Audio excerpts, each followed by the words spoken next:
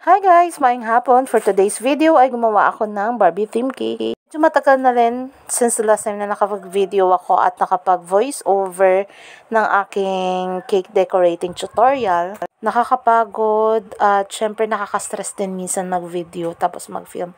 Kasi syempre pagod ka na sa pag-bake, pagde-decorate, tapos habang nag-video and then mag-edit ka pa and then mag-voice over. Gusto ko lang i-share kung paano ako nag-start mag-bake. Actually, kung sa baking lang naman, bata pa lang ako, nagbi-bake-bake na ako ng mga cookies at muffins.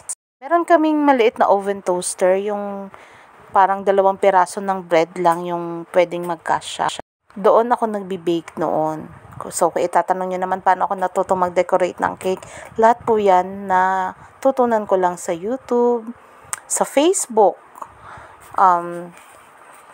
Dati kasi hindi ako aware sa mga sukat, sa mga cups, measuring tools na yan. Hindi talaga ako aware.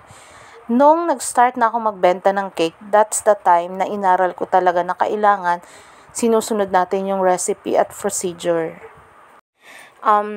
Natatandaan ko nung pandemic, tumanggap ako ng 5,000 pesos. Yun ay yung paayuda ng gobyerno. Nakatanggap ako nun kasi ako ay isang solo parent.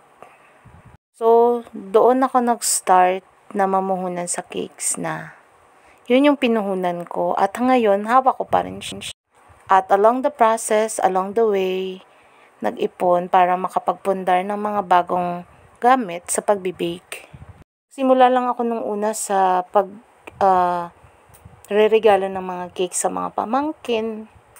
Tapos, pinupost ko online. So, syempre, that time, wala pang masyadong nagbibake at hindi pa sila gaanong interesado sa baking. So, yung iba ni Aamis, parang gandang-ganda na sila.